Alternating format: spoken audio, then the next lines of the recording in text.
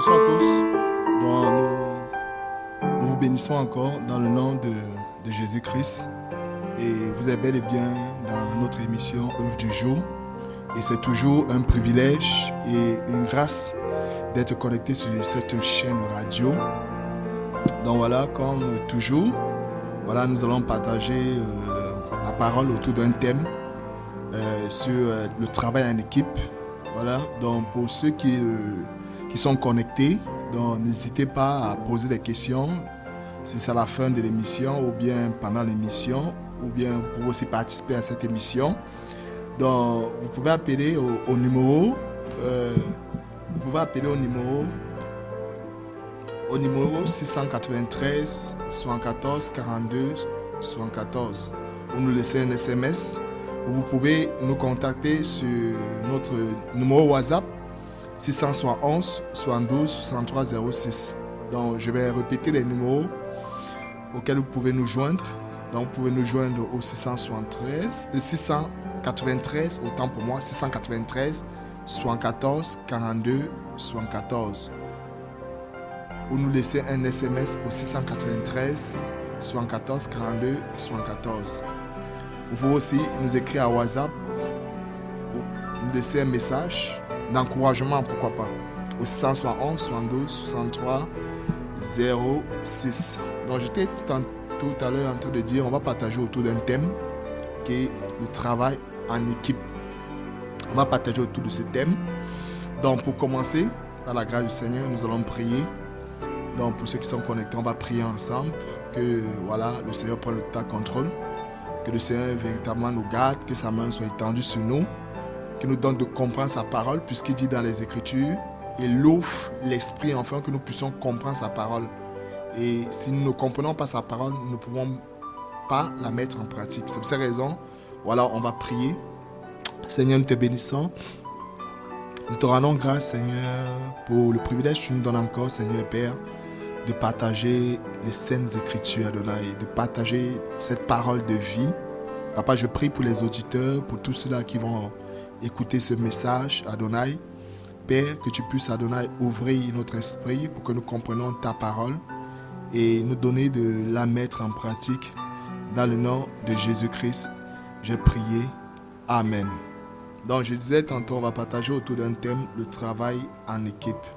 Le travail en équipe. Et j'essaie de méditer par la grâce du Seigneur cette semaine. Et je regardais un peu la construction du temple. La construction du temple. La construction du temple, c'est une vision que le Seigneur donne à Moïse. Une vision dans celui qui devait construire le temple, construire le tabernacle, pardon. Donc je disais tantôt, en fait, on va partager autour d'un thème qui est le travail en équipe. Et quand je pensais à ce thème, je voyais un peu la construction du tabernacle que le Seigneur avait demandé à Moïse de mettre en place. Et très rapidement, j'ai commencé à méditer dans les Saintes Écritures. Et j'ai compris en réalité que l'œuvre du Seigneur ne peut pas se faire seul. On ne peut pas faire l'œuvre du Seigneur seul. On ne peut pas accomplir une vision seul. C'est vrai, le Seigneur, il y a toujours un visionnaire. Il y a toujours un visionnaire comme Moïse. Moïse était un visionnaire. Mais pour la construction du tabernacle, il ne l'a pas fait seul. Donc, c'est pour cette raison, on va parler du travail en équipe. Et très rapidement, on va prendre nos Bibles un peu dans Exode 24. Exode 24 à partir du verset 15 à 18. Donc, vous pouvez prendre vos Bibles avec moi. Donc, je vais prendre rapidement Exode 24. Du verset 15 à 18. La Bible nous dit dans Exode 24, le verset 15 à 18. Il y avait dit aux anciens, attendez-nous ici jusqu'à ce que nous revenions vers vous. Aaron et Hur vont rester avec vous. Si quelqu'un a une affaire à régler, c'est à eux qu'il devra s'adresser. Moïse monta sur la montagne qui fut recouverte par la nuée. La gloire de Yahweh reposa sur le mont Sinaï, et la nuée le recouvrit pendant 6 jours. Le 7e jour, Yahweh appela Moïse du milieu de la nuée. La gloire de Yahweh avait l'apparence d'un feu dévorant au sommet de la montagne, aux yeux des Israélites. Moïse pénétra au milieu de la nuée et continua de gravir la montagne. Il resta 40 jours et 40 nuits. Exode 25, à partir du verset 1. Yahweh dit à Moïse, ordonne aux Israélites de m'apporter une offrande. Vous la recevrez pour moi de tout homme qui la fera de bon cœur. Amen. Donc, je vais m'arrêter là. Ici, c'est l'histoire que Moïse a vécue avec le Seigneur. La Bible nous dit en réalité que Moïse va monter à la montagne. Et à la montagne, il va passer 40 jours, 40 nuits. Et pendant ces 40 jours et 40 nuits qu'il va passer, le Seigneur était en train de l'enseigner. Le Seigneur était en train de donner des instructions par rapport à la construction du tabernacle qui devait être mise en place. Parce qu'en réalité, le désir du Seigneur, c'était de pouvoir siéger avec son peuple, de pouvoir être au milieu de son peuple. C'était la volonté même du Seigneur, d'être avec son peuple. Et il va directement dire à Moïse de le construire un tabernacle. Et pendant ces 40 jours et 40 nuits, le Seigneur va lui donner des tables de la loi. Et le Seigneur va donner des instructions par rapport à la construction du tabernacle. Et pendant que j'étais en train de lire, le constat que je faisais en réalité, que Moïse, qui était le visionnaire, avait reçu des instructions. Des instructions comment le tabernacle devait être construit, comment le tabernacle devait être fait. Donc il y avait un certain nombre de principes. Donc il y avait l'arche de l'alliance qui devait être mise en place. Il y avait le chandelier d'or pur qui devait être mis en place. Il y a la table de pain de proposition qui devait être mise en place. Il y a les tapis en fin lin, retors qui devaient être mis en place. Il y a des tapis de poils de chèvre qui devaient être mis en place. Les couvertures en peau de bélier et la couverture en peau de tesson qui devait être mise en place. Il y a l'autel de cuivre qui devait être mis en place. Il y a la planche et leur base qui devait être mise en place. Le voile intérieur et extérieur. Le parvis, les portes du parvis devaient être mises en place. Voilà. Et ceux qui devaient faire la prêtrise devaient s'habiller d'une façon, voilà, comme le Seigneur avait décrit. Les prêtres devaient porter des vêtements sacrés. Et sur ces vêtements sacrés, et voilà, il y avait les faux qui devaient être faits, le pectoral qui devait être fait, l'orin et le tourmin qui devait être fait, la robe de l'éphod qui devait être fait. Voilà. Et la lame d'or gravée. Et il y avait une lame d'or qui devait être inscrite sur le front, voilà, de ceux qui devaient exercer. Et sur ça devait être écrit sainteté à Yahweh. Donc pendant que Moïse était sur la montagne, le Seigneur lui donnait des instructions. Le Seigneur lui donnait des instructions. Mais à ma grande surprise, pendant que je méditais, j'ai compris en réalité que malgré le fait que le Seigneur donne une vision à un homme, cette vision ne se fait jamais seule. Dans cette vision, se fait toujours en équipe. C'est où j'ai dit, en fait, on va parler du travail en équipe. On voit que lorsque Moïse va descendre de la montagne, et très rapidement, il va se mettre au travail. Il va se mettre au travail. Et pendant que j'étais en train de lire, je comprenais en réalité que à un moment donné, avant que les choses ne se mettent en place, le Seigneur va aussi accorder à Moïse quelque chose qui m'a vraiment marqué. Puisque le Seigneur, pendant que le Seigneur lui donnait des recommandations, le Seigneur savait qu'il y avait des choses qu'il ne pouvait pas faire. Il y avait des choses qu'il ne pouvait pas accomplir de lui-même. Malgré les faits, la Bible nous dit que Moïse causait avec le Seigneur face à face. Et je me suis posé la question, mais comment un homme cause avec le Seigneur face à face? Et voilà. Et il est aussi limité dans certains endroits.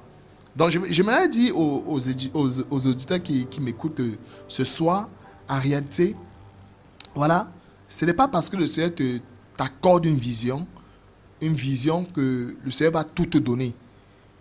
Pour que la vision se mette en place et pour que la vision puisse grandir, le Seigneur va mettre autour de toi des frères, des sœurs pour que cette vision s'accomplisse. Comme le cas du tabernacle.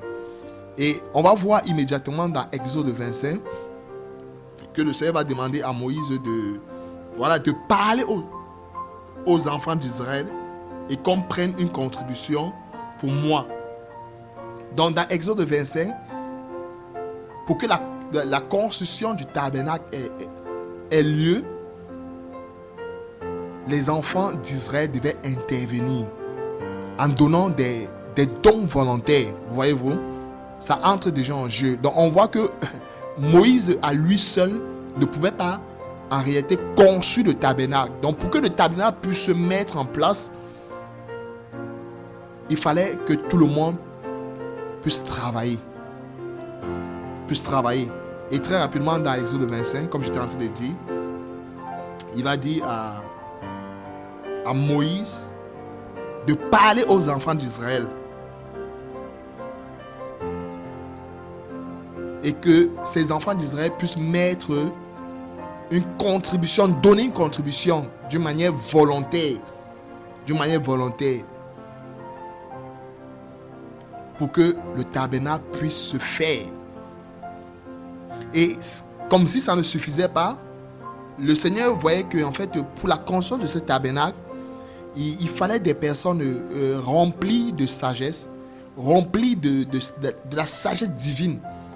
Et là-bas, dans Exode 31, le Seigneur va susciter Betsaël, fils d'Ori. Et qu'est-ce que le Seigneur va faire? Le Seigneur va le remplir de l'esprit d'Élohim, de sagesse, d'intelligence et de connaissance pour toutes sortes d'ouvrages. Et il va aussi susciter un autre, son compagnon. Il va susciter son compagnon du nom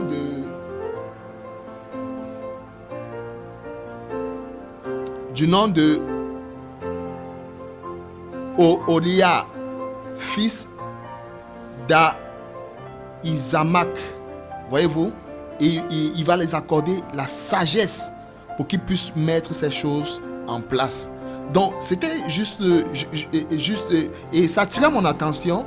Et là, je comprenais en réalité, ce n'est pas parce que on a une intimité avec le Seigneur que les choses vont se faire, facilement. Et je comprenais en réalité qu'on a toujours besoin des uns et des autres.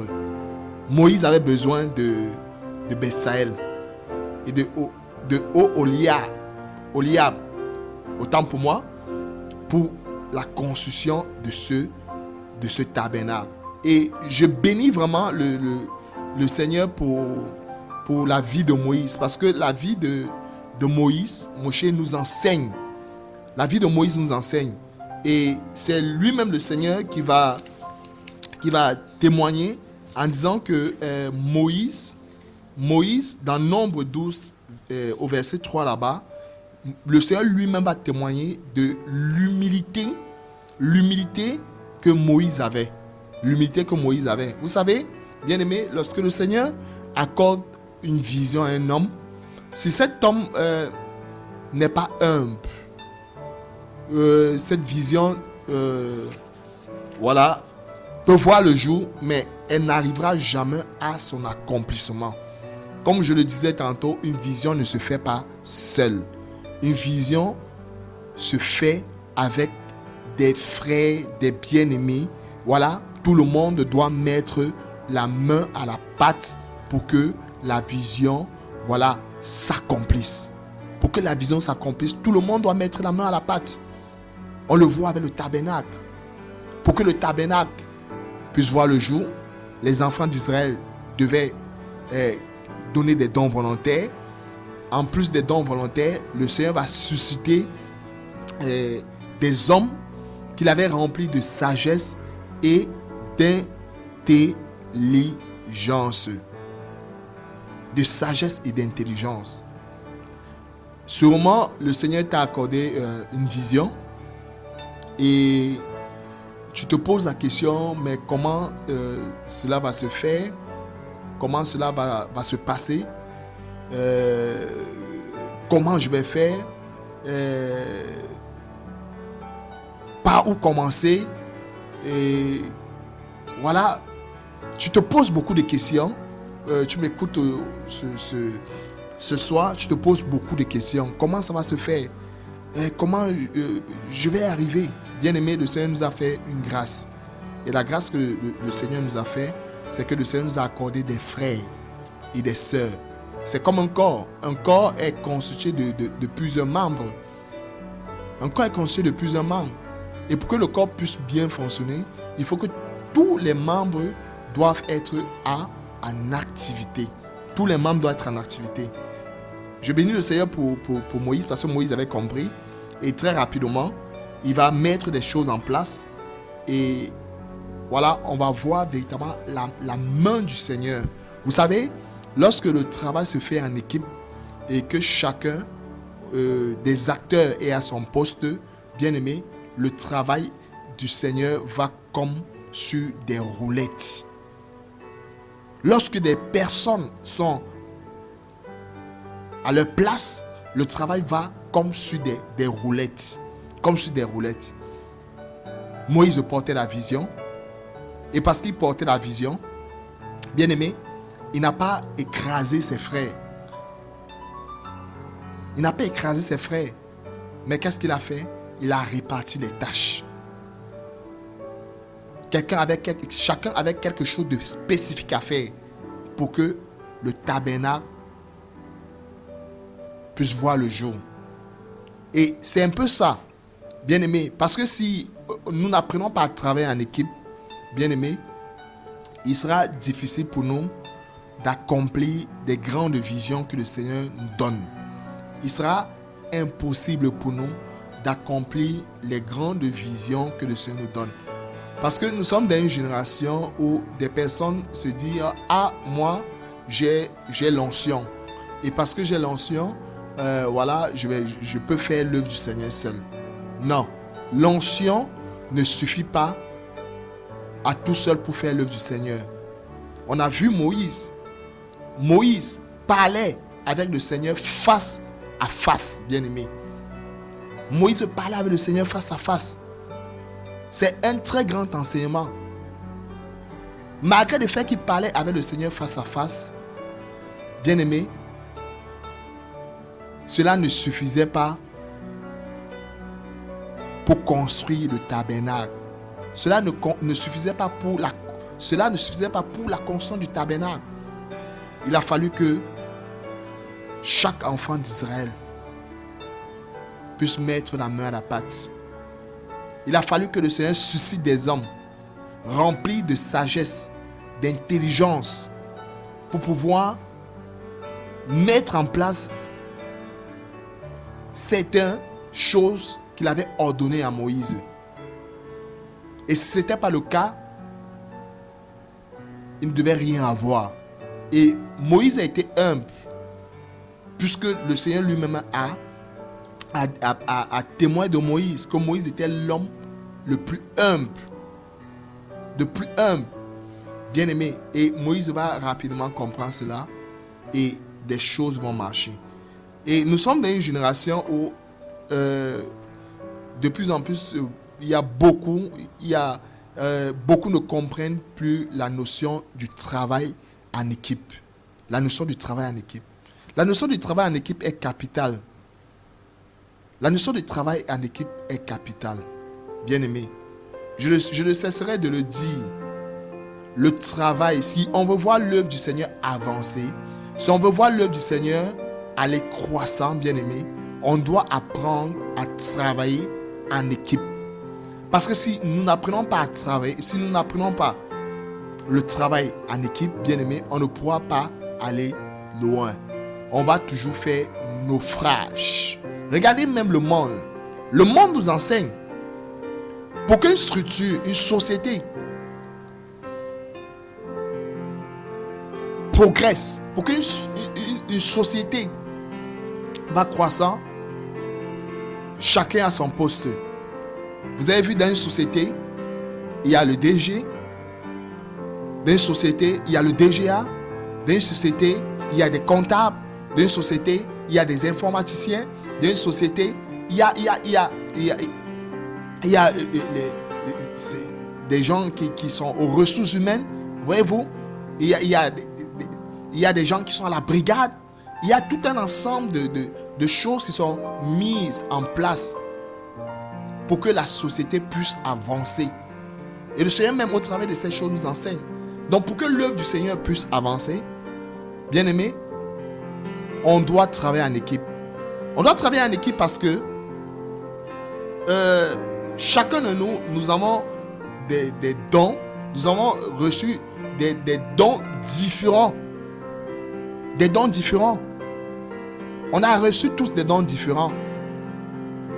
Voyez-vous, lorsque le Seigneur lui-même était sur la terre, voyez-vous, il était le Fils de Dieu. Il était le Fils d'Élohim. Il est descendu sur la terre, il s'est entouré de 12 personnes. Il pouvait dire lui-même que je n'ai besoin de personne. Je suis rempli de l'Esprit. Le Père avec moi. Hormis que le Père était avec lui, il était entouré des 12. Il était entouré des 12 disciples. Le Seigneur n'a pas abattu cette œuvre seule. Il était entouré des 12. Et c'est toujours un enseignement pour nous. Un enseignement pour nous, bien-aimés. La vie chrétienne, ou bien, ne se vit pas seule. On n'accomplit pas une vision seule. C'est archi faux. On accomplit une vision avec des bien-aimés, des frères que le Seigneur met avec nous. Que le Seigneur nous donne. Une vision ne s'accomplit jamais seule. Ce n'est pas parce qu'on a l'onction qu'on peut accomplir une vision seule. C'est pas parce qu'on a l'onction qu'on peut accomplir une vision seule. C'est pour ces raisons, bien-aimés, j'aimerais attirer notre attention ce soir sur le travail en équipe. Apprenons à travailler en équipe. On va prendre la parole très rapidement. On est dans la Nouvelle Alliance. Quand on parle d'équipe, l'équipe est caractérisée par une pluralité de membres. L'équipe est toujours caractérisée par une pluralité de membres. À cause des différents dons que nous avons. À cause des différents dons que nous avons, bien-aimés. On va prendre rapidement Éphésiens 4 pour comprendre. Éphésiens 4.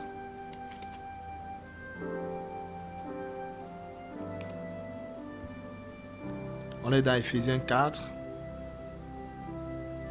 Je vais le lire.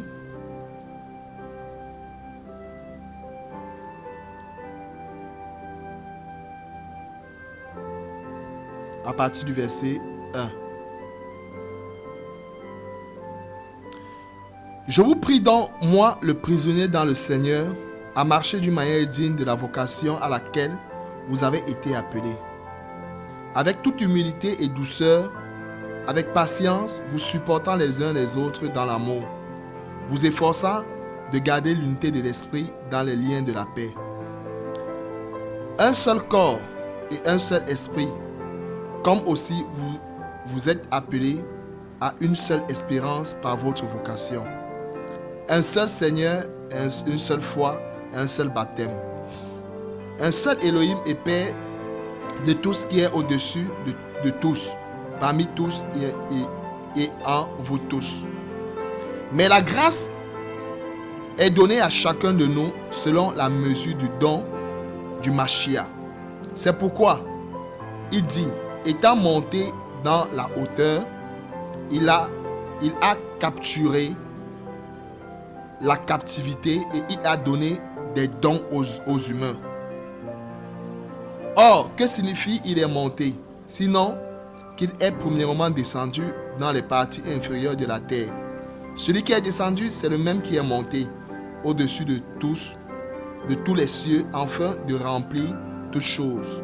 Et lui-même a donné, en effet, les apôtres, les prophètes, les évangélistes, les bergers et docteurs pour l'équipement des saints, pour l'œuvre du service, pour la construction du corps du Mashiach, jusqu'à ce que nous soyons tous parvenus à l'unité de la foi et de la connaissance précise et correcte du Fils d'Élohim à l'état d'homme parfait, à la mesure de la stature de la plénitude du Christ.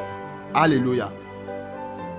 Donc, on voit là, dans Éphésiens, que le travail en équipe est nécessaire pour l'équipement des saints en vue de l'œuvre du ministère. Quelqu'un à lui seul ne peut pas être apôtre. Quelqu'un à lui seul ne peut pas porter le titre ne peut pas être apôtre, prophète, évangéliste, berger et docteur. Et ça, c'est la sagesse du Seigneur. Donc, pour que les saints soient équipés, le Seigneur a donné des dons aux hommes. Il a suscité qui? Des apôtres, des prophètes, des évangélistes et bergers et docteurs pour l'équipement des saints. Il a suscité tous ces dons. Parce qu'en réalité, ce sont des dons. Il a suscité ces dons pour le perfectionnement des saints bien-aimés. Pour qu'il y ait quoi? Il y ait équipement. Il ne peut pas avoir équipement si tous ces ministères n'interviennent pas dans la vie de l'Église. Impossible.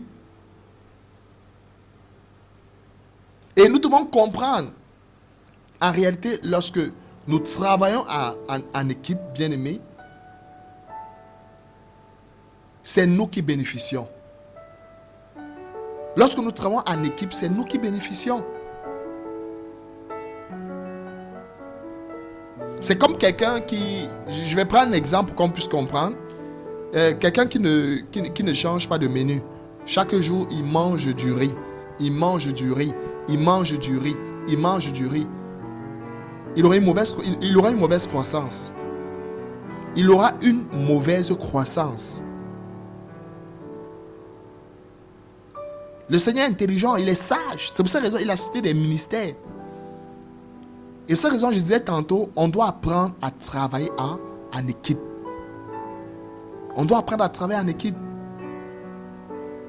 On va voir, par exemple, le cas de Néhémie. Lorsque Néhémie a eu à cœur de reconstruire la muraille. Lorsque Néhémie a eu à cœur de reconstruire la muraille, bien aimé, Néhémie ne l'a pas fait seul. Lorsqu'il était sur les lieux, il a eu besoin de l'aide de ses frères. Parce qu'il ne pouvait pas tout faire à la fois. Parce qu'il ne pouvait pas être partout à la fois. Il a eu besoin de ses frères. Lorsque nous lisons des Écritures, toutes les visions que le Seigneur a donné aux hommes pour que cette vision puisse voir le jour et parvenir à l'accomplissement, il a fallu que des hommes bien-aimés s'unissent à d'autres frères pour que la vision puisse naître et puisse arriver à son accomplissement.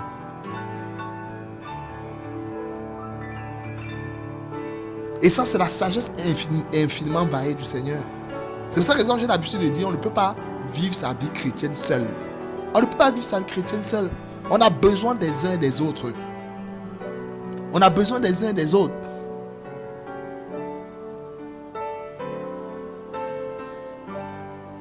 Et pour que le travail en équipe, bien aimé, puisse fonctionner, on doit de plus en plus cultiver cette humilité. Parce que le travail en équipe ne peut pas se faire, bien aimé, avec des orgueils, excusez-moi de le dire. Et on va parler de cela.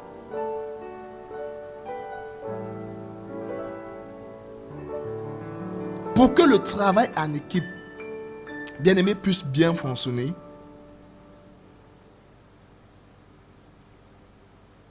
les membres de l'équipe doivent prendre soin des uns et des autres. Les membres de l'équipe doivent souffrir avec ceux qui souffrent et se réjouir avec ceux qui se réjouissent. Ça me fait penser au cas de Daniel et ses compagnons. Lorsque Daniel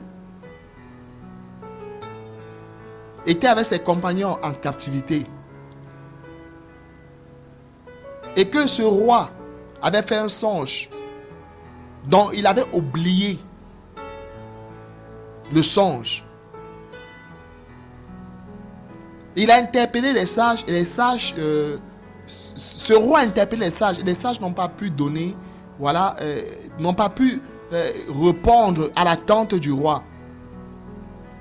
Dès que cette information va tomber dans les oreilles de Daniel, Daniel immédiatement va appeler ses compagnons. Et avec ses compagnons, qu'est-ce qu'ils vont faire? Ils vont chercher la face du Seigneur. Voyez-vous, le travail en équipe. Daniel ne s'est pas dit, le Seigneur m'a rempli de ça et d'intelligence. Il m'a accordé des dons plus que les autres. Donc j'irai seul et le Seigneur va me dire le songe que le roi a eu. Non. Dès que cette information va tomber entre les oreilles de Daniel, Daniel, immédiatement, il va appeler ses compagnons. Ils vont aller dans le lieu secret. Ils vont intercéder. Ils vont invoquer Yahweh. Et le Seigneur nous dit en fait que Yahweh va révéler le songe à Daniel. Le Seigneur va révéler le songe à Daniel. Et c'est toujours important. Lorsque le Seigneur même était sur la terre, bien aimé, il n'a jamais envoyé les disciples. Il n'a jamais envoyé un disciple seul d'aller évangéliser. On le voit. Lorsqu'il fallait qu'il envoie les disciples pour aller évangéliser, il les envoyait toujours 2 à 2. Il les envoyait toujours 2 à 2. 2 à 2. Et tout cela est un enseignement pour nous. Arrêtons de croire qu'on peut accomplir une vision que le Seigneur nous a donnée seul. Arrêtons de croire qu'on peut accomplir une vision que le Seigneur nous a donnée seul. C'est impossible. Dans les Saintes Écritures, je n'ai pas vu un homme accomplir une vision seule.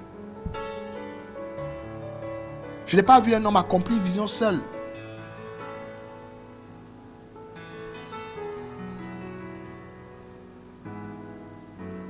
ces raisons, bien-aimés, sois humble.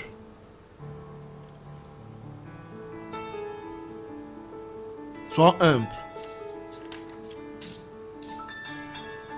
Parce que pour accomplir une vision, bien-aimé, avec une équipe, pour travailler en équipe, bien-aimé, il faut être humble. Si on n'est pas humble, ça sera tellement difficile pour que la vision, puisse voir le jour. Ça sera tellement difficile. Ça sera très difficile. C'est pour cette raison, bien-aimés, j'encourage des bien-aimés à travailler ensemble. À travailler ensemble.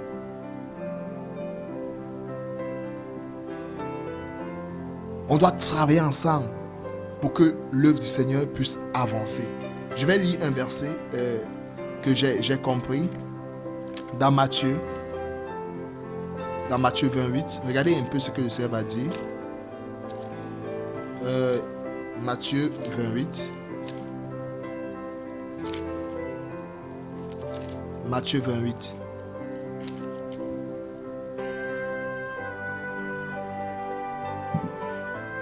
Je vais lire.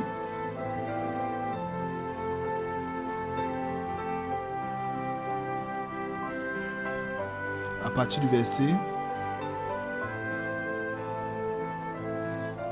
verset 16. Matthieu 28 à partir du verset 16. Mais les 11 disciples allaient en Galilée, sur la montagne où Yeshua Jésus les avait ordonné de se rendre. Quand ils le virent, ils adorèrent, mais quelques-uns doutaient. Et Yeshua Jésus s'étant approché, leur parla en disant: toute autorité m'a été donnée dans le ciel et sur la terre. Et verset 19, c'est le verset qui nous parle de Seigneur.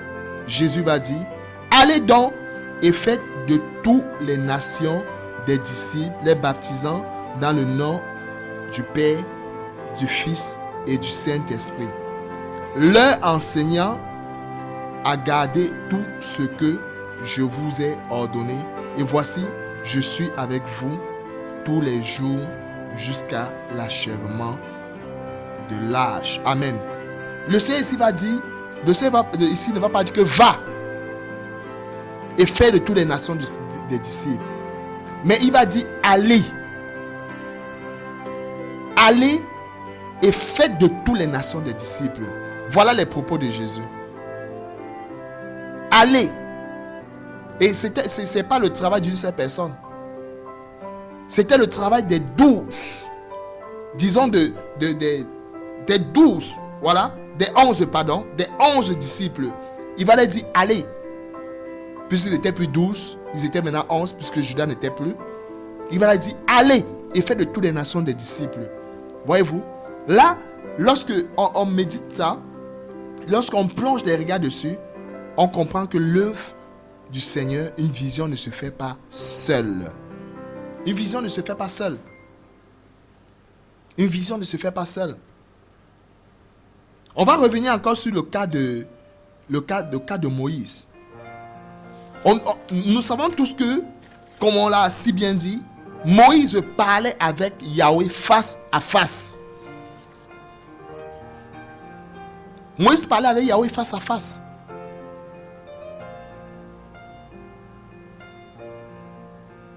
Mais il ne s'est pas arrêté sur les capacités, sur le privilège ou sur la grâce qu'il avait. Il ne s'est pas arrêté à cela, puisqu'on le voit, bien aimé. À un moment donné, dans Exode 18 là-bas, à partir du verset 13, il était tellement, il était seul à résoudre le problème des hommes. Et très rapidement, le Seigneur va susciter Jéthro, son beau-père. Et Jéthro va rencontrer Moïse. Jéthro va le rencontrer. Et lorsque Jéthro va le rencontrer, il ne dira pas à... Voilà. Moïse ne va pas dire à Jéthro que non, le conseil que tu es en train de me donner, vraiment, laisse tomber. Parce que moi, tu sais que je parle avec Yahweh face à face. Mais on va voir Moïse, cet homme humble. Écoutez les conseils. Écoutez les conseils de son beau-père. Et le conseil que son beau-père va donner à Moïse, c'était pour le bien de Moïse et pour le bien des Israélites. Parce qu'en réalité, s'il ne mettait pas ces conseils en exécution, il devait mourir avant le temps. Il devait être,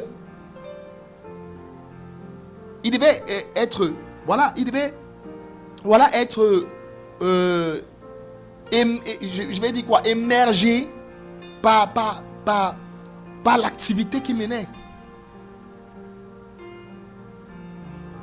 Et qu'est-ce que Jéthro va lui dire? Jéthro va lui donner un conseil en disant: enseigne-leur les ordonnances et la Torah. Fais-leur connaître la voie par laquelle ils auront à marcher et ce qu'ils auront à faire. Et regarde parmi le peuple des hommes talentueux, craignant Elohim, haïssant le gain injuste. Voilà le conseil que Jéthro va donner à Moïse. Et Moïse va mettre ce conseil en exécution. Bien aimé, j'admire l'humilité que Moïse avait. J'admire cette humilité, bien aimé. Est-ce que dans notre génération encore, on peut nous donner des conseils? Il y a beaucoup, on ne peut même plus les parler. Il y a beaucoup, on ne peut plus rien leur dire. Lorsqu'ils ont commencé à écouter la voix du Seigneur qui les parle, ils commencent à négliger même les conseils des aînés. Ils commencent à négliger même les conseils des bien-aimés.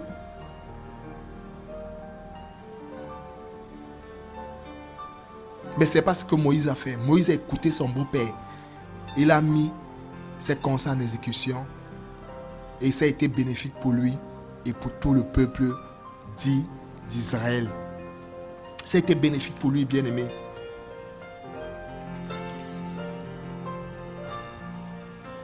Ça a été bénéfique pour lui. Et durant ma marche, j'ai fait un constat. Vous allez voir, en fait, dans le milieu évangélique, voilà, il y a peu. Beaucoup n'aiment pas travailler en équipe. Beaucoup n'aiment pas travailler en équipe. Beaucoup n'aiment pas travailler en équipe. Pourquoi? Parce que généralement, la chair se manifeste encore beaucoup dans la vie de certains. Excusez-moi, le milieu chrétien, c'est pas un milieu où, voilà, c'est pas le ciel.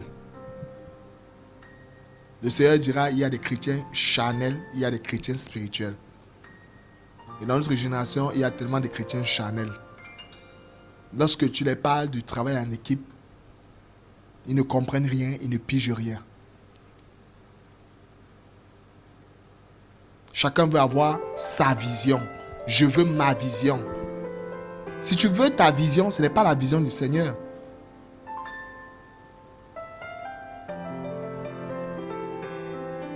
Quand on voit Moïse, ce n'est pas Moïse qui a désiré monter à la montagne.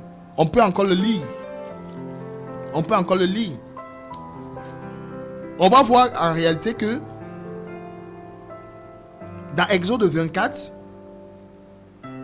c'est Yahweh qui dit à Moïse: monte vers moi.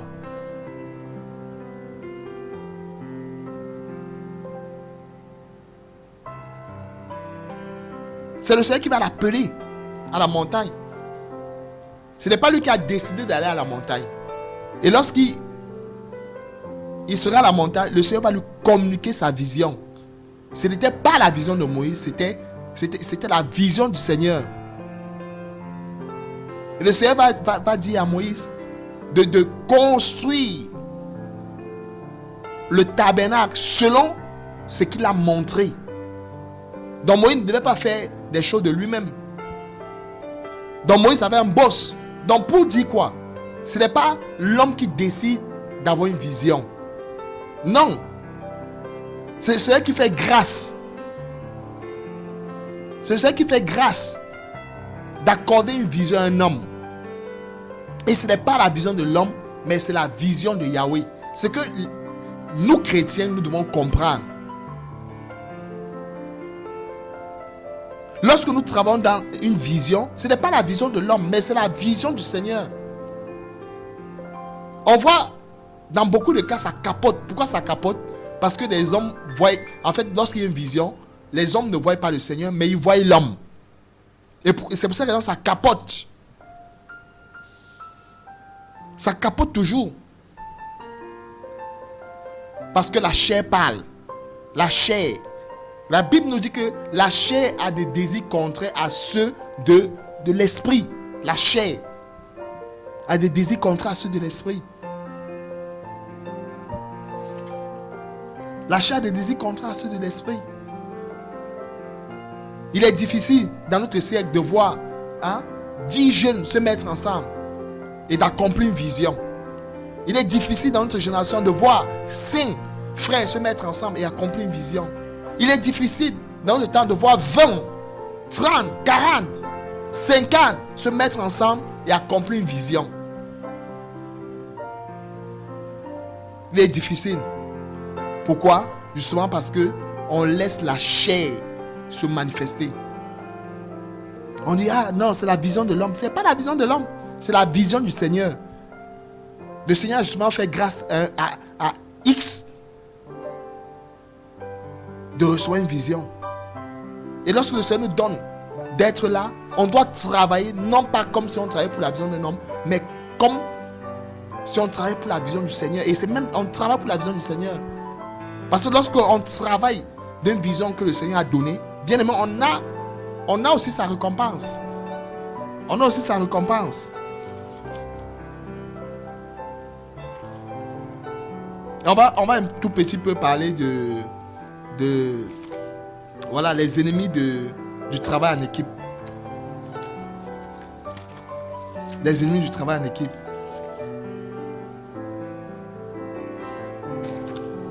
En réalité, les ennemis du travail en équipe, c'est l'orgueil. C'est l'orgueil. Les ennemis du travail en équipe, c'est l'orgueil. L'orgueil. Et à un moment donné, même les disciples ont traversé cette étape. Cette étape. Et Yeshua, Jésus, les a enseignés. Les a enseignés dessus. Les a enseignés dessus.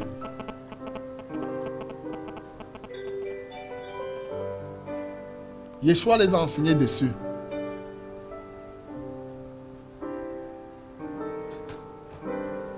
Donc on va prendre rapidement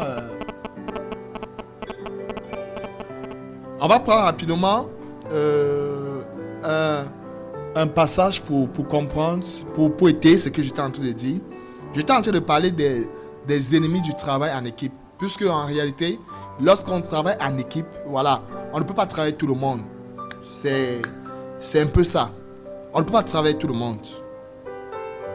Parce qu'il y a des personnes avec qui, si vous travaillez en équipe, ils seront plutôt un frein pour l'avancement de l'œuvre du Seigneur. Ils seront plutôt un frein. Ils seront plutôt un frein. Et ce sont des choses, ce sont des réalités. En réalité, ce sont des réalités. Ce sont des réalités. Je disais tantôt, on va un peu parler de l'ennemi, l'ennemi du travail en équipe. Je disais en réalité que l'ennemi du travail en équipe, en réalité, c'est l'orgueil. C'est l'orgueil. Et l'orgueil, bien aimé, on peut voilà, la voir même sans... On peut la voir et sans toutefois le connaître. Hein. C'est quelque chose qui ne passe pas inaperçu. C'est quelque chose qui ne passe pas inaperçu. Lorsque vous avez dans une équipe quelqu'un qui est orgueilleux, il sera très difficile que vous avancez. Il sera très difficile. Et j'aime toujours prendre l'exemple sur notre maître, Jésus. Lorsque le Seigneur était sur la terre, entouré des 12, on ne savait pas qui était Jésus. On ne savait pas qui était Jésus. Quand il était à ses disciples, on ne savait pas, on ne pouvait pas le distinguer des 12. On ne pouvait pas le distinguer des 12. Mais malheureusement, nous sommes dans un siècle où, c'est vraiment compliqué. L'ennemi du travail en équipe, on va un peu parler de ça. Vous savez, lorsque le Seigneur permet de mettre 10 frères, 20 frères ensemble, 15 frères, 30 frères ensemble pour qu'ils puissent accomplir une vision, il y a toujours, si on ne veille pas, il y a des choses qui vont monter. Il y a des choses qui vont monter en surface. Et comme je disais, ça date depuis la nuit des temps. Depuis la nuit des temps. Ça date depuis la nuit des temps. Ça date depuis la nuit des temps. On est dans, comme je disais, dans Marc. Marc 9, à partir du verset 33. Je vais lire. Marc 9, à partir du verset 33. Et après ces choses, il vint à Capernaum. Et quand il fut arrivé dans la maison, il leur demanda de quoi discutiez-vous ensemble en chemin. Mais ils gardaient le silence, car ils avaient discuté entre eux en chemin qui serait le plus grand. Voyez-vous? Donc, ici, c'est le Seigneur qui pose la question à ses disciples.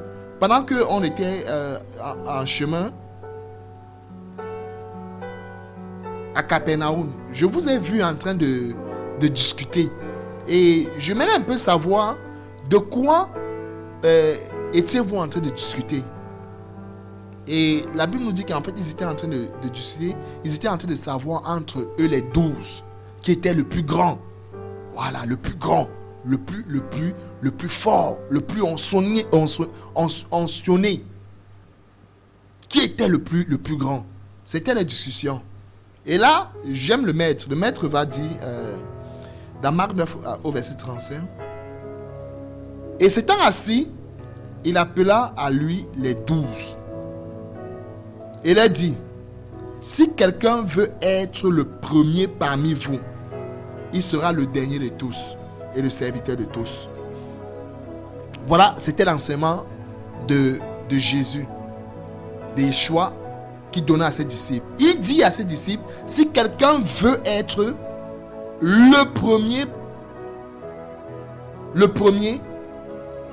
qu'il soit le dernier de tous et le serviteur de tous. Et là, ça nous enseigne. Donc, pendant que Jésus était avec ses disciples, il passait le temps à servir les disciples. Il n'était pas au milieu de ses disciples comme le tout-puissant, mais il servait, il était là comme le dernier. Et c'est l'enseignement qu'il va donner à ses disciples. Vous allez voir, lorsque le Seigneur met des personnes ensemble pour une vision, à un moment donné, lorsque la vision commence à grandir, à prendre de l'ampleur, un jour, c'est moi, on entend qu'il y a eu clash. Il y a eu clash pourquoi? Parce qu'il y a quelqu'un qui a voulu se démarquer au milieu du reste en disant, c'est moi le plus grand. C'est moi le plus grand. C'est moi que le Seigneur. C'est moi, à moi que le Seigneur parle. Et sur ces raisons, vous allez voir de plus en plus des clashs dans le milieu évangélique, dans les milieux chrétiens. Parce qu'en fait, des personnes ne savent plus travailler en équipe. Le travail en équipe s'apprend. Le travail en équipe s'enseigne. Pour travailler en équipe, bien aimé, il nous faut une bonne dose d'humilité. Vous allez voir, pendant que des personnes sont en train de travailler en équipe, il y a toujours quelqu'un qui veut se lever pour dire que c'est moi le plus fort, c'est moi le plus grand.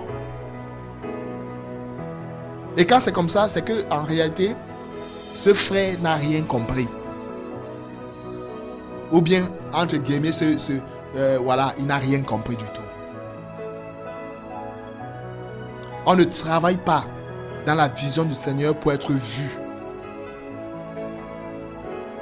Mais on travaille dans la vision du Seigneur pour élever un seul nom. Le nom de Jésus-Christ de Nazareth. Yeshua de Nazareth.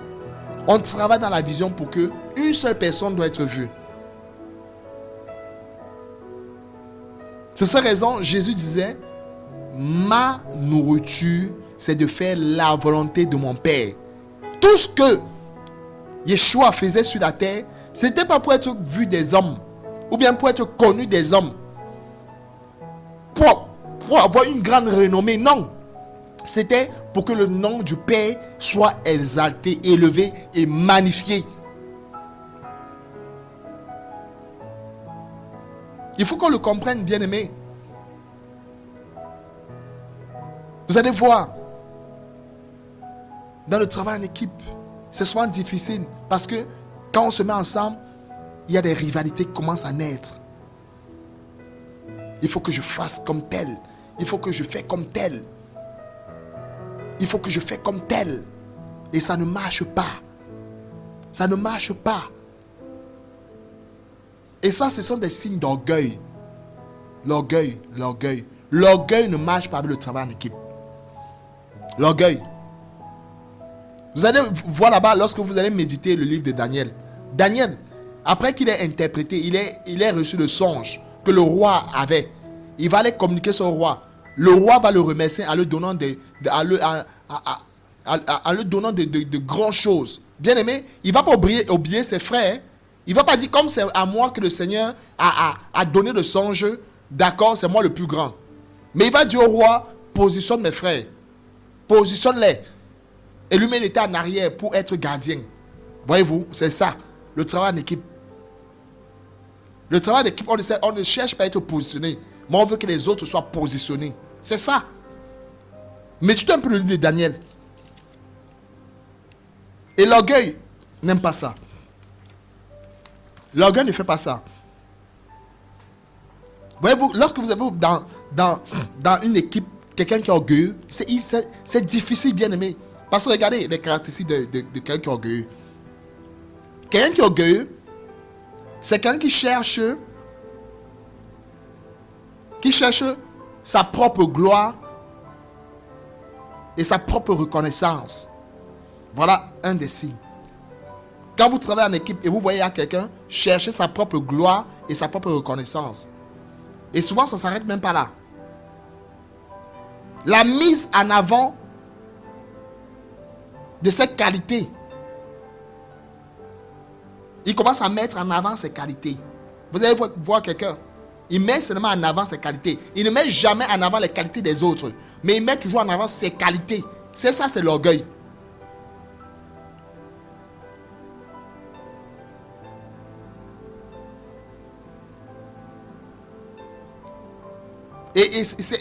Et le sentiment de supériorité. Le sentiment de supériorité. Vous travaillez des personnes. Voilà. Des personnes. Vous travaillez en équipe. Et il y a toujours quelqu'un qui a toujours un sentiment de supériorité. Il dépasse les autres. C'est la même chose. Marc 9.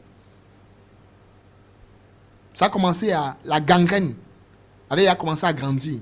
Il discute en chemin. Et qui est le plus grand? Qui est le plus grand? L'orgueil. Et vous allez voir, souvent dans le travail en équipe comme ça, il y a des personnes qui refusent d'être critiquées, qui refusent d'être repris ou enseignés. Les orgueilleux, on ne les réprimande jamais. Les orgueilleux, on ne les critique jamais. Les orgueilleux, on ne les enseigne jamais. Ils connaissent toujours tout. On n'a plus rien à les apprendre. Voilà l'orgueil. Le mépris des autres. On parle ici des signes qui montrent qu'on est orgueilleux, des caractéristiques qui montrent qu'on est orgueilleux.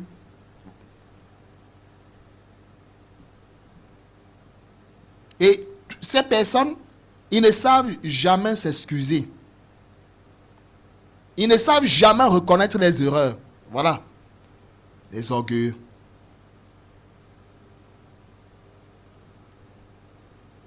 Il attribue toujours l'attribution des dons à soi-même et non à Dieu et non à Yahweh.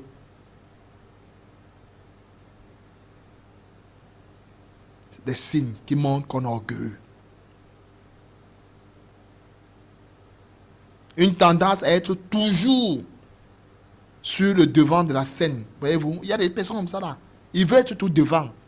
Même quand ils n'ont rien à dire, ils veulent être tout devant. Ils veulent toujours qu'on les voie.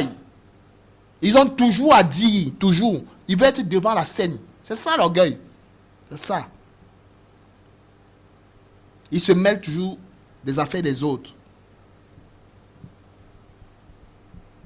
Eux, ils n'ont jamais de défauts. Ils voient toujours les défauts des autres. C'est l'orgueil. Et ces personnes ont toujours une arrogance dans leurs actes et dans leurs paroles. Voyez-vous, avec des personnes comme ça, il est très difficile de travailler en équipe. Très difficile. Et qu'est-ce que la Bible en parle par rapport à l'orgueil? Parce que l'orgueil, c'est un poison. Et lorsque vous l'avez, lorsque vous êtes en train de travailler en équipe, ça sera difficile de progresser. Peut-être pendant que je suis en train de parler, tu vois ces caractéristiques dans ta vie. Bien aimé, il faut changer. Moïse, on dit que Moïse était l'homme le plus humble de la terre. Et pour cette raison, le Seigneur a vu bon de l'accorder la vision. La vision du tabernacle. Il n'est pas descendu commencer à écraser ses frères. C'est moi qui ai eu la vision. Vous devez marcher comme je pense. Mais il a donné des directives selon ce qu'il avait reçu du Seigneur. C'est ça le cœur du Père. Vous allez voir, même dans les familles. Dès qu'il y a un frère qui grimpe comme ça en puissance, ce sont les mêmes frères qui commencent à dire que lui là, c'est un sorcier. Lui là, c'est un marabout. On le voit un peu. On le voit de plus en plus, même dans les médias. L'orgueil. Quelqu'un qui est orgueilleux, il a du mal à voir les autres progresser. Les orgueilleux ont du mal à encourager même les autres. Du mal. Ils ne peuvent pas voir quelque chose qui est bien. Ils ne savent pas encourager les frères. Ils ont peur de travailler en équipe. Ils ont peur de perdre la face. Ils ont peur. Et nous allons un peu... Que dit la Bible par rapport à ça? Par rapport à l'orgueil. Parce que l'orgueil, c'est quelque chose qu'il faut réprimander rudement. Les orgueux n'hériteront pas la vie éternelle, bien-aimés. Les orgueux. Et nous sommes dans une génération où, dans le milieu évangélique, il y a tellement d'orgueux. L'orgueil. Ils ne reconnaissent plus leurs aînés. Même quand les aînés les parlent, bien-aimés, ils s'en foutent. Même quand leur père parle, ils s'en foutent. Ils n'écoutent plus personne. Parce qu'ils sont connus. On va voir un peu le cas de Saül. Saül, à un moment donné, il travaillait bien en équipe avec David. Il n'y avait pas de problème. Lorsque le peuple a commencé à dire, Saül a tué 100 et David a tué 1000. Là, ça va devenir un problème. Quand l'orgueil te saisit, tu veux être seulement au devant de la scène. Au devant de la scène. Saül voulait que c'est lui que le peuple doit voir. Il était roi. Il ne s'est pas contenté de sa royauté. Mais il voulait encore l'élévation des hommes. Voyez-vous, les orgueils aiment l'élévation des hommes. L'élévation des hommes. Qu'est-ce que la Bible nous dit? La Bible nous dit dans 1 Pierre 5, à partir du verset 5 à 6. De même, vous qui êtes jeunes, soyez soumis aux anciens. Vous qui êtes jeunes, soyez soumis aux anciens. Et tous. Dans vos rapports mutuels, revêtez-vous d'humilité. Car Dieu résiste aux orgueux, mais il fait grâce aux humbles. Humiliez-vous donc sous la puissante main de Yahweh, afin qu'il vous élève au temps convenable. Voyez-vous? La parole nous dit que Dieu résiste aux orgueux.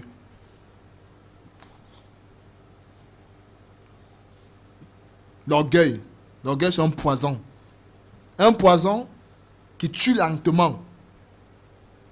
Et la Bible nous dit dans Luc 18, verset 14, « Car quiconque se lève sera abaissé, et celui qui s'abaisse sera élevé. » Voyez-vous, on veut l'élévation du Seigneur. Dans notre génération, on veut l'élévation du Seigneur. On veut que le Seigneur nous élève, mais on ne connaît pas s'abaisser. On ne connaît plus s'abaisser. Les gens veulent être connus. l'apôtre tel, le prophète tel, l'évangéliste tel. Mais les gens ne veulent pas s'abaisser pour que le Seigneur les élève.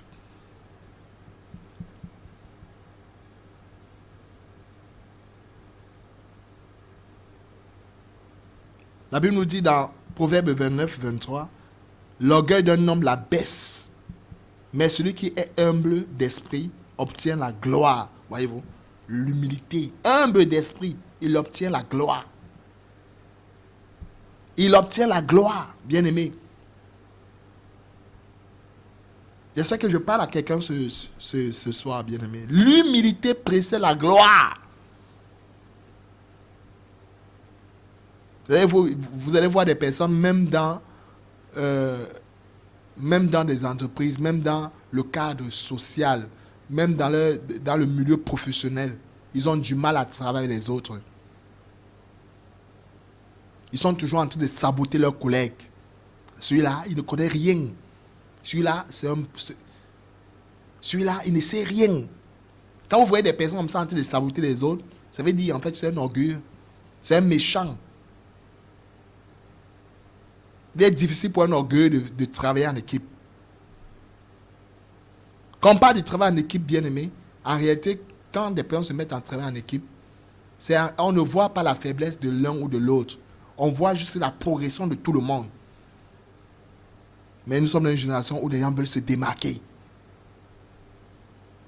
Ils refusent de travailler en équipe. Je dois être connu, je dois être vu. De ces raisons, il y a beaucoup de choses encore qu'il y a à revoir dans le milieu évangélique. Il y a à revoir, bien aimé, dans le milieu évangélique.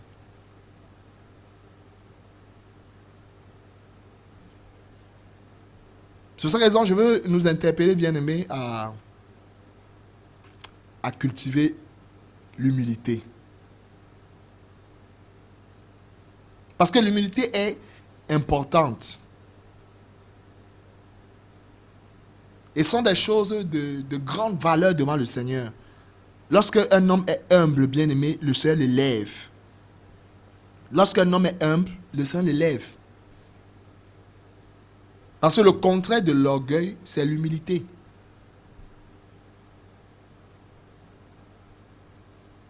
Quelqu'un qui est humble, c'est quelqu'un qui reconnaît ses limites. Ah oui.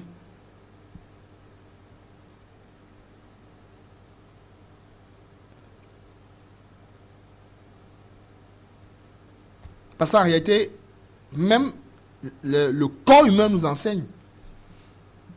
L'œil ne peut pas faire ce que le pied peut faire. Ou bien la main ne peut pas faire ce que le pied peut faire. Pour qu'il y ait un bon fonctionnement dans le corps, bien aimé, tous les membres doivent être honorés. Tous les membres. L'œil, le pied, la main, tous les membres, je dis bien tous les membres. Et j'aime le Seigneur. J'aime le Seigneur. Nous sommes un corps. Et pour que le corps soit en santé, on doit prendre soin des uns et des autres. Soin des uns et des autres. Vous allez voir des personnes qui travaillent avec acharnement. Des personnes ne travaillent plus avec acharnement pour que l'œuvre du Seigneur avance, mais pour être connu des hommes, pour être vu.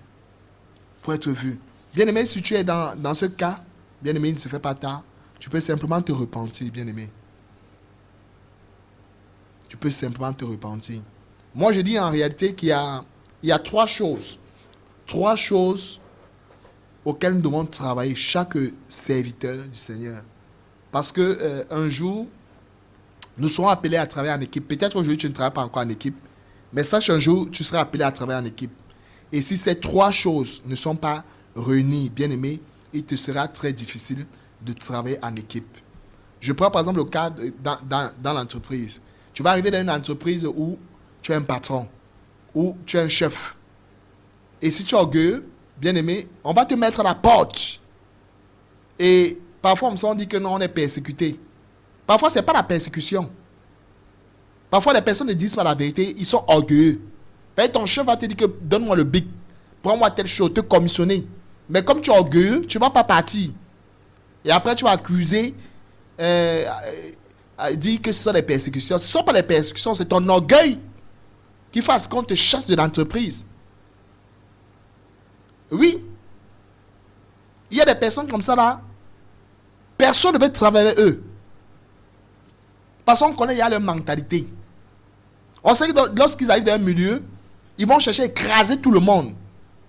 Et du coup, on l'évite. On l'évite.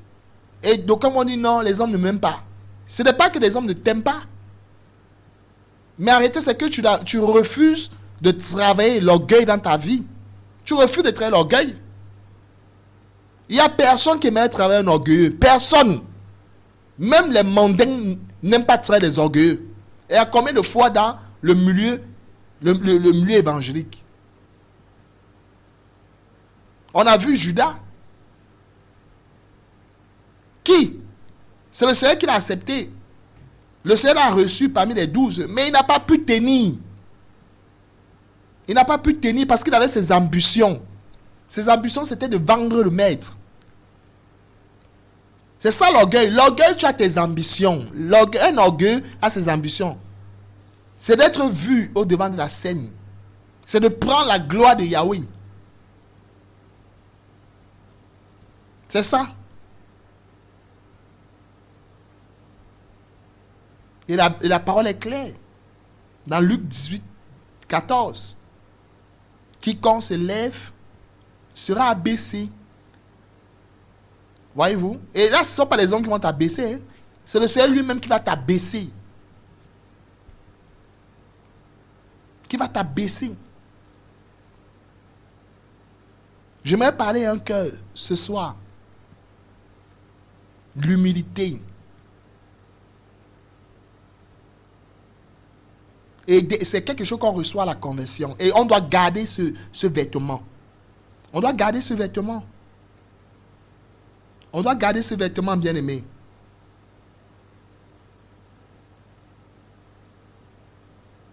On doit garder ce vêtement. Il y a des personnes, on ne peut plus rien les dire. On ne peut plus rien les dire. Ils vont accuser les bien-aimés. Ah non, on ne m'aime pas. On ne m'aime pas.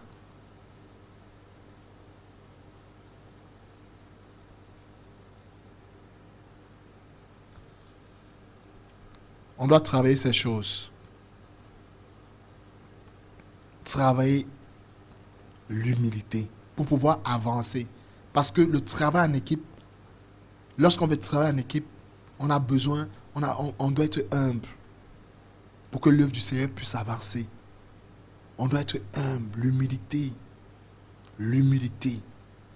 On doit être humble, bien-aimé. Je veux parler ce soir à quelqu'un qui m'écoute, bien-aimé. Je veux parler. On doit laisser les œuvres de la chair. Pour faire travailler en équipe, on doit laisser les œuvres de la chair. On doit mettre les œuvres de la chair de côté.